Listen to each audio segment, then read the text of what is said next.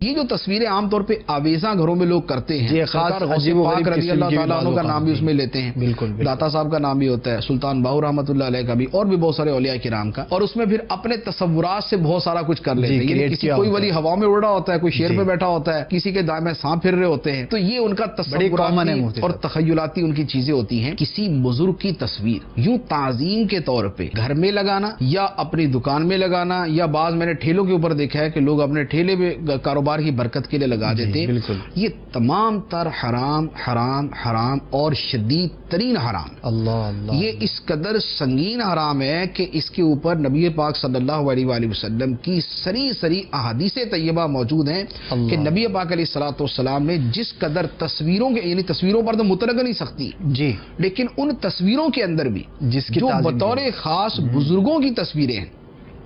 سب سے زیادہ شدت، سب سے زیادہ سختی اور سب سے زیادہ وعیدیں جو ہے وہ اس صورت کے اوپر ہے۔ نبی پاک علیہ الصلوۃ والسلام نے جب مکہ مکرمہ فتح فرمایا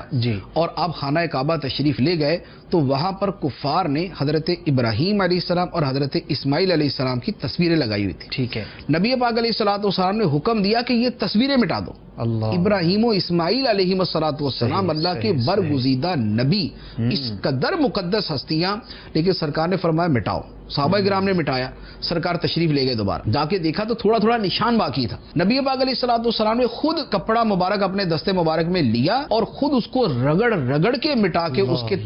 تمام اثرات کو ختم کر دیا۔ تو جب حضرت ابراہیم علیہ الصلوۃ والسلام کی تصویر لگانا جائز نہیں، حضرت اسماعیل علیہ السلام کی تصویر لگانا جائز نہیں، تو پھر کسی اور کی تصویر لگانا کس طرح جائز ہو سکتا ہے؟ اعلیٰ حضرت علیہ الرحمہ نے فرمایا کہ اس صورت کی حرمت کہ اللہ کے نیک بندوں کی تصویریں یوں آویزہ کی جائیں، اس کی حرمت ضروریات دین میں سے ہے، یعنی یہ اس مرتبے کی حرام اور شدید اور سنگین چیز ہے کہ اس کا جو انکار کرے وہ مسلمان نہیں۔ تو لہذا بزرگوں کی تصویر لگانے سے انتہا درجے کا اجتناب کیا جائے۔